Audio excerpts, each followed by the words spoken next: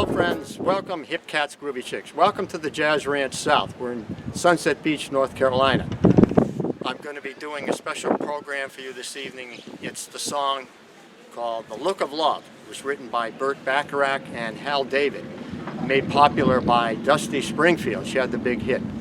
And I'm going to be playing a jazz interpretation using a bossa nova rhythm. So here we go now. I'll talk about it later on and explain my concepts. So here we go with The Look of Love.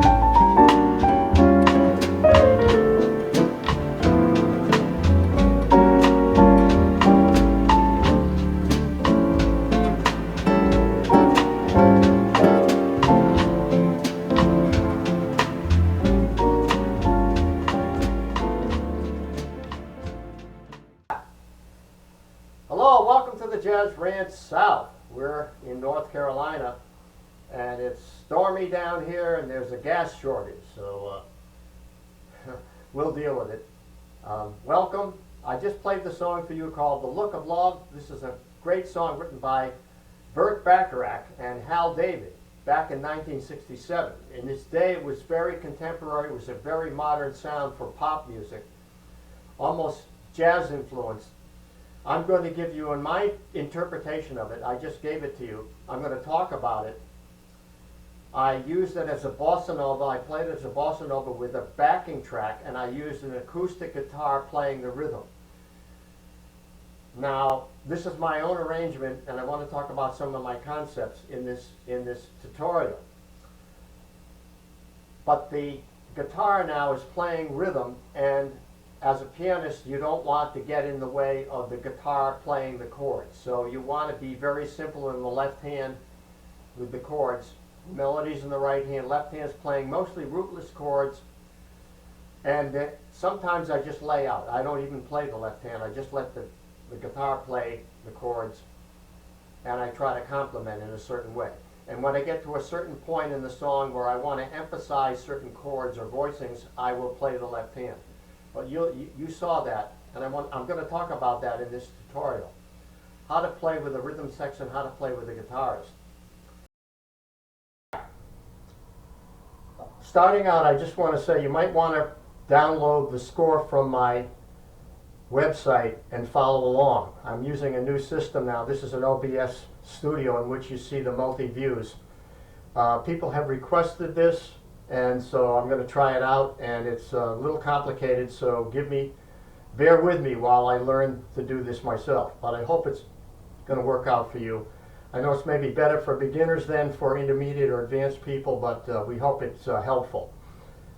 Now, the first thing about this song is we need an introduction. So I'm doing a jazz interpretation. I'm playing it as a bossa nova, but I'm still going to be using a lot of jazz chords, which means I'm going to be using rootless voicings a lot, and I'm also going to be using upper extension chords or stacked chords. I'm going to show you those.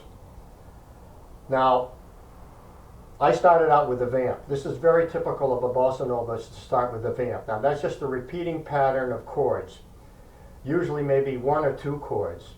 And I just used two chords, a D minor 9 here like this, and an A dominant 7th, which you could add a 13th to. This is actually an A dominant with 9th with a 13th up there. Now that 13th is actually an F sharp. This is not showing you the correct notation because it's thinking we're in a flat key, but when you play an A chord, it's actually in a sharp key, or it has a sharp scale. There's C sharp and F sharp there. So that's a C sharp actually, and this is an F sharp.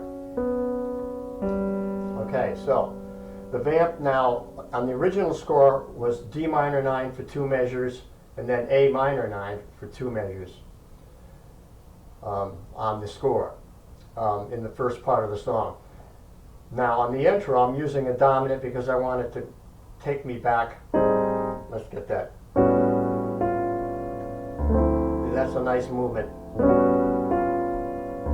Like that. D minor 9, A 13. And so one measure of D minor 9, one measure of A 13, and then repeating that to add up the 4 bars for the introduction. Then I kept that formula for the first 4 bars of the melody, except that I used an A minor 9 instead of an A 13. Original score has 2 minors, 2 measures of D minor, and then 2 measures of A minor. And I preferred the D minor to the A minor just the way it fits the melody. In other words, D minor to A minor. There, I like that A minor. D minor, 9, which is the melody note. The 9th, the A minor 9. I prefer that to just the D minor for 2 measures and the A minor for 2 measures. So I'm mixing it up. And the next chord is given. Actually, the chord that Bacharach wrote was this. It's a nice sounding chord. It's actually a C chord with a B flat in the bass, which makes it, that's the dominant 7th on the bottom.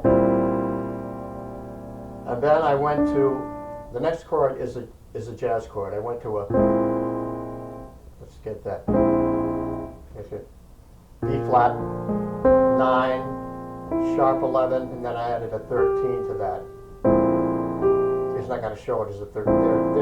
There's the 13, but so sharp 11 with the 13 added, which is that G. It's the 6th step of the B flat scale, so we're on a B flat chord. It's a dominant chord. So this is an example of stacked chords. And let's have a B flat with a C on the top. I add the 7th, look at a dominant 7th, add the 9th, add the sharp 11, and then the 13. It's actually like a C chord against a B flat dominant. It won't show there, but that's what it is. It shows there. There you go. It's not interpreting it correctly. And the next chord is an A9 sus. Now this is another stack chord. It's an A with a G on top. It's not going to show it that way, but anyway, A with a G chord on top gives you an A9 sus4. Now this is a very typical chord that Bacharach used.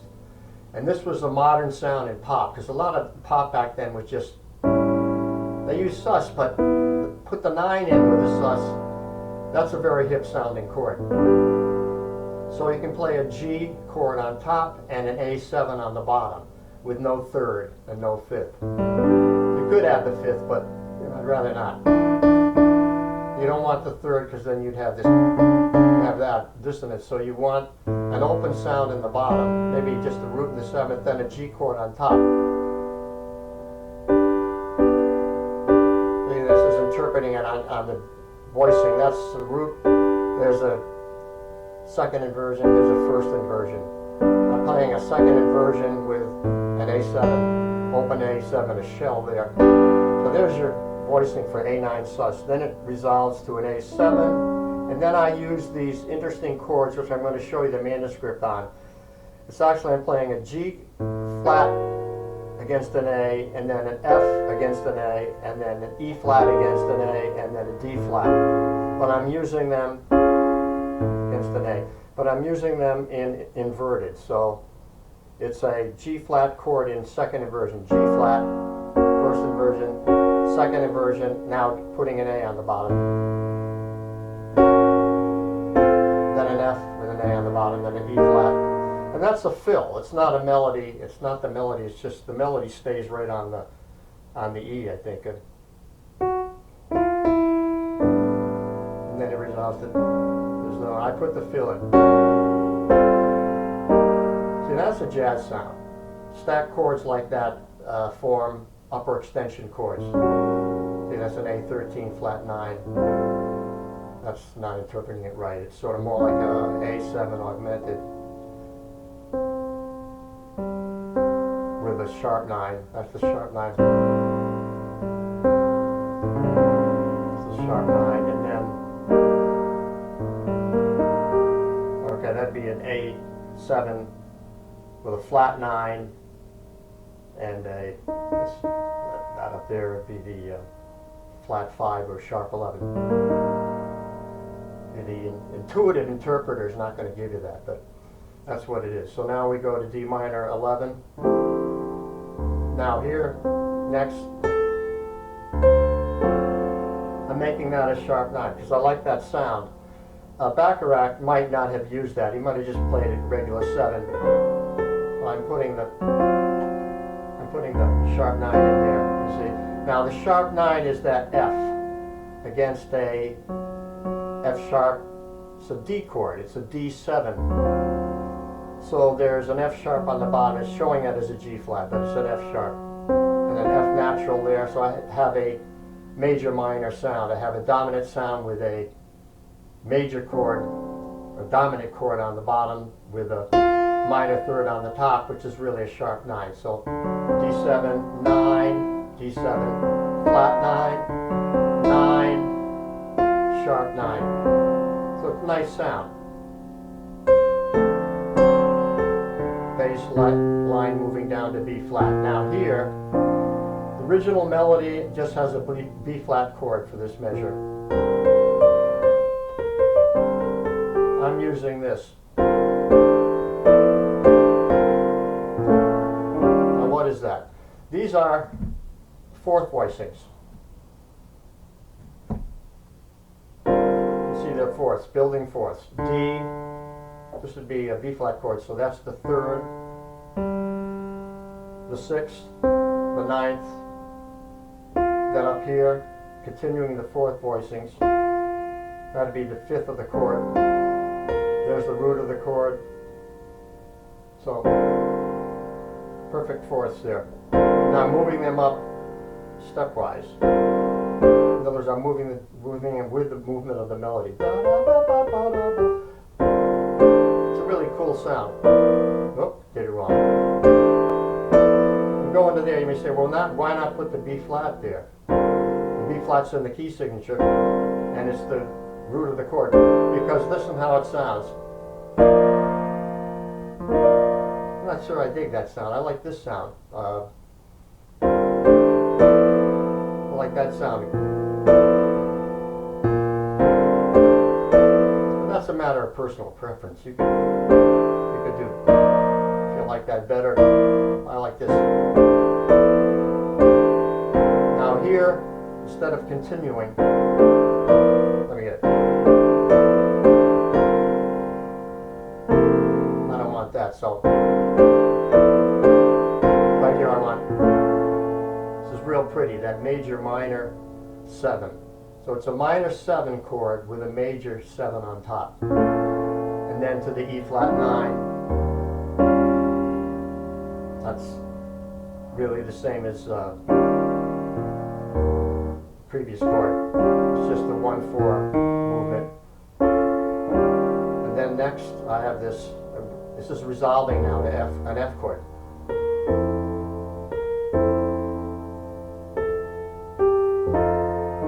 That was the original score, just as simple as that. F major to F dominant. Now I'm going to explain this next passage, but I'm going to break here and check to see what I did and see if I got it right. Okay. Slight break, we'll continue. Okay, I'm back, and actually I had to redo the whole setup for the OBS because when I went out of it, it didn't register that it was saved. So it disappeared. That means I had to go through the whole process again of reconstructing this page. So if anybody out there knows how to save these screens and reuse them, please write to me and let me know. I appreciate any tips you could give me. So I left off at a point where in the song where I'm really going to use a jazz approach, which is to use a chord progression. Now, we left off, I did those 4th voicings. Well, right here goes to F major, and then to F7, back to B flat. Okay, so that F to F7 is really 2 measures, and within that, I created a chord progression like this. F major 7, E minor 7, A7, D minor 7, D flat minor 7, F minor 7, C minor 7, B6, 9 to get to the B flat. So what I did is, instead of just staying on one bass note, F major to F dominant and then to B flat, I created a line, a bass line that goes down the F scale. Like that, but by way of 2 5s, F, E, A, D, and then G, but I used this tritone substitute, so I went F, E, A, D, D flat, C, F, tritone substitute B. So I had this, F, E, A, D, D flat, C, B, B flat. So it's 1, 2, 3, 4, 1, 2, 3, 4, 1. That's a jazz interpretation. F, 2, 3, 4, 1, 2. Let me get that. F, E minor, A7, D minor, D flat minor, C minor 7, B6, 9. So now it sounds like this when I put the melody in. Let's go from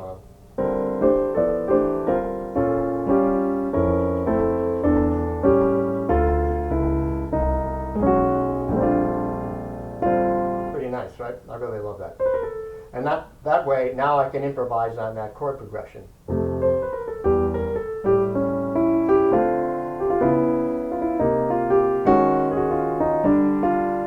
See, I can.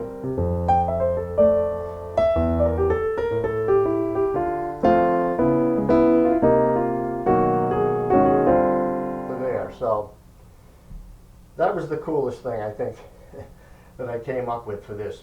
Continuing now we have this. I'm going to be using a technique called locked hands for this next melody section. It goes like this.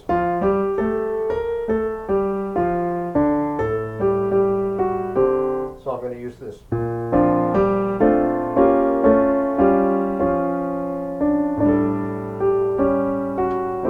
Okay, so that's locked hands. You want to look at my videos on that. I'm just doubling, putting the chord in the right hand like this.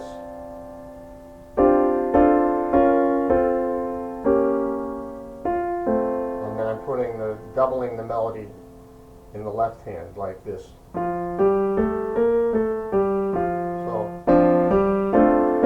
now there it goes, B flat. Those are all B flat chords. Now here it goes to E flat sus. Real pretty sound, I think. You could use that if you want. Resolving. Now there again is that A9 sus that Bert loves. That sound is beautiful. You can put it there at flat 9, make it a flat 9. Now here is an interesting chord. D minor 11, and here's an interesting chord for jazz. A G13 sharp 11 there. Now the melody is... So here I'm using an F chord with a C in the bass. Then I'm using a C sus9 again, a sus9 chord again. See, now it's showing as a G minor 9 over F, but it's really that. That's the chord there. And then this. Here I played. You could play this. I originally wrote it like this.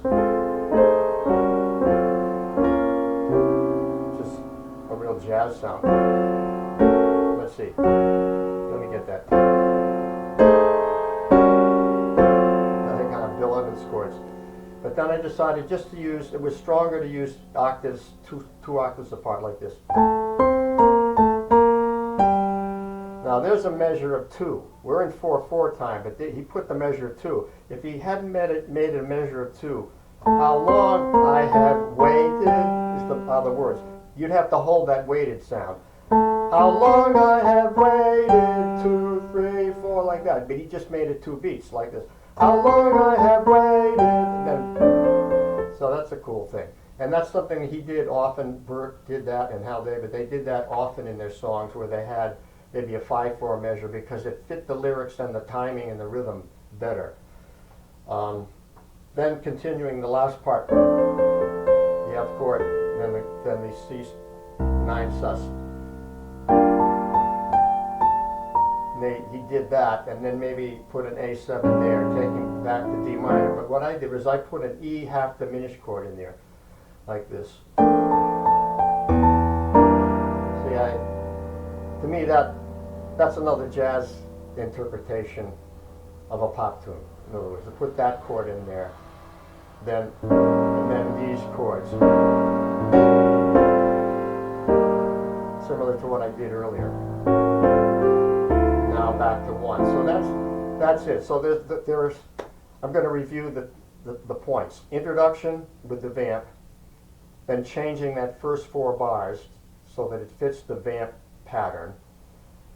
Then the use of the B flat sharp 11 in there, and then the A9 sus, which is common for Bert to use that. Then use the D7 sharp 9. And then the B flat 4th voicing, that B flat minor major, and then this progression descending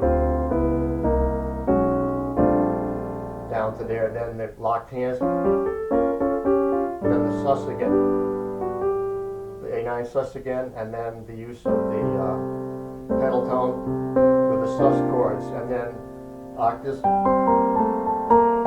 And so on to the end, then the use of the half diminished, and then the altered chords again. So you can review this, look at the score, and learn and see the devices that I used to make this more of a jazz sounding interpretation.